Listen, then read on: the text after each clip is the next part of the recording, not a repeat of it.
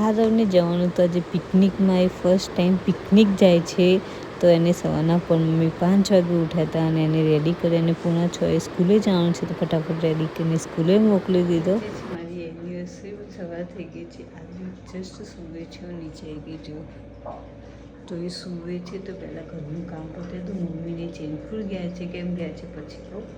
અત્યારે પહેલાં ફટાફટ કામ પતાવી દઉં. સૂઈ ગયું છે ને તો હીરા કાલે રાજસ્થાન ગયા હતા તો ત્યાંથી મસ્ત લઈને આવ્યા છે. આ રાજસ્થાનના ફેમસ દહીંવડા લાવ્યા હતા અને એ બી આ છે ને ઠંડા છે, ઠંડા જ ખવાય એવું કહે છે. તો એકદમ ઠંડુ ઠંડુ દહીં, ઠંડા ઠંડા વડા હતા અને ઉપરથી આ મસાલો છાંટી દીધો ને ટેસ્ટ વાઇઝ એટલા મસ્ત લાગતા, એટલા સોફ્ટ હતા ને મસ્ત ટેસ્ટ હતો આનો.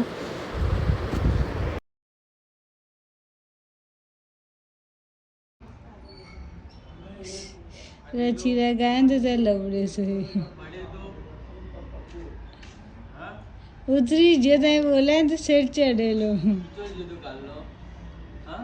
એક ગયો તો કે તમે ગયા હતા. દેખાય નહીં. હા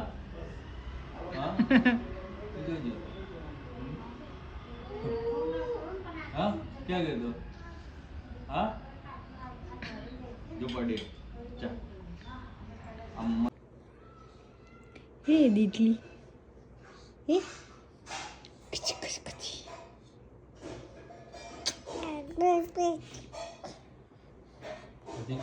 અને આજે છે અમારી એનિવર્સરી. Happy anniversary. ફાઇનલી અમે બે નીકળ્યા ઘરની બહાર.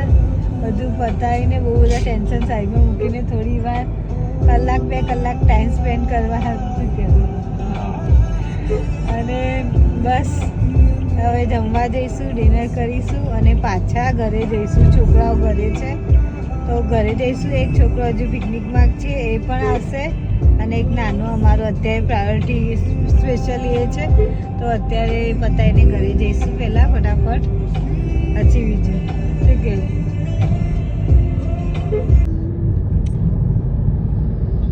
મસ્ત ગરમા ગરમ પહેલાં સૂપ પીજો. ઠંડીમાં સૂપ પીવાની બહુ જ મજા આવે, ઠંડી ઉડી જાય. પછી મસ્ત દાલ મખની અને ચૂરચૂર નાન ખાધી અમે અને રાઈસ બહુ જ પેટ ભરીને ખાધું. મેં ડાયટિંગ છોડીને મેં આજે ભરીને ખાધું. આરવ ગયો છે પિકનિક અને મને એ ટેન્શન છે કે એને શું ખાધું હશે કે નહીં, કેવી રીતે રહ્યો હશે, હે ને.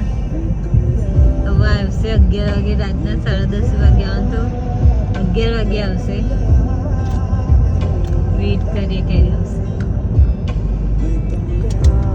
પછી અમે બે પહોંચી ગયા આરવની સ્કૂલની બહાર. અત્યારે ચાલી રહ્યા છે અને બધા પેરેન્ટ્સ એટલી બેસબરીથી એમના છોકરાની રાહ જોઈ રહ્યા છે ને, એમ કે બધા છોકરા આખા દિવસના થાકેલા હોય ને આરવ આવી ગયો અને બચારા છોકરાઓ આખો દિવસ ફરી ફરીને થાકી ગયા અને ઘરે આવીને જોયું ને તો આ ભાઈ નહીં સેવાનું અત્યારે જવું છું દીકરો ભાઈને. આખા દિવસનો આદિક અત્યારે જ જોતો હતો આરવને, તો એને છોડે જ નહીં, એને સુવા જ ના દે. બિચારા થાકેલા ને એ રાતે 2 વાગે સુયો.